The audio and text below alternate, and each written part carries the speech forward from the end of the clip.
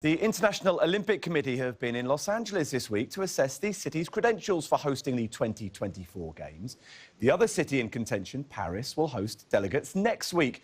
LA staged the Games in 1932 and 1984, and bid leaders are bullish about doing so again. So let's speak to US sport business analyst Rick Horrow. Hi there, Rick. What virtues have LA been keen to show off to the IOC this week? Well, the virtues are minimal risk. You know, the last two times they were held there, the legacy issues were very positive and very clear. And the best part about this bid is not the celebrity status and not the politics. We can get into that. But the best part is that the facilities that are the core of the games are basically used for other purposes already or are being built. You open with the LA Coliseum, which is a tribute to the last two Olympics that were held there, and you close with the new, what is called now City of Champions Stadium, the nearly $3 billion complex built for the NFL teams, the Rams and the Chargers, and the bid means business. They took over from Boston a couple of years ago. Boston was politically incapable of hosting the bids. The mayor pulled out at the right time. Scott Blackman, the head of the U.S. Olympic Committee, made a nimble pivot, as you would say, and handed the bid to Los Angeles. They're doing a great job. But as always, the bid book looks great, but then you look at other things because the bid book alone doesn't win it, as we know.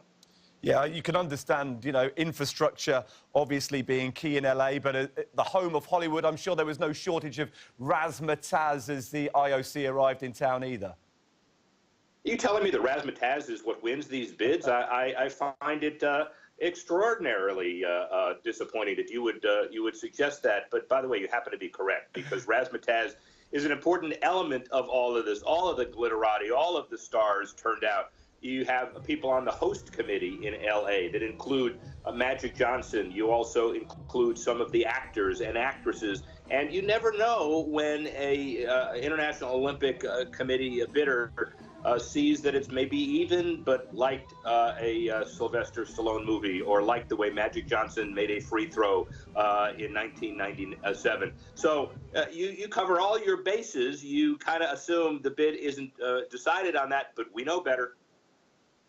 Well, look, Paris is the other contender, Rick, and there is talk, fascinating talk, perhaps, that whichever city was to lose the 2024 bid would sort of automatically get the 2028 Games instead. Would LA be satisfied with what I guess would be seen as a runners-up prize? I guess we could call it fascinating. Maybe it's egotistical. I've been talking about that for the last 6 months. There is an issue about that, by the way. The charter today requires that the bid selection be exactly 7 years before the actual Olympics. So they would have to amend the charter first. But you do have two cities, by the way, that are tremendously qualified to host the game. Now there's a lot of stuff 6 months later in the American media about why not choose one for 2024 and why not choose one for 2028. Now, coming from a country that's used to being first, or at least not happy if we're not, then everybody's saying, yeah, but we want to be first. I think every one of the people that support either Paris or LA would certainly today say, if you guaranteed me one of those two, it really, really doesn't matter which one, although we put on our game face today and say we want the first one. That is Rick Horrow reporting from the United States. And incidentally, the right to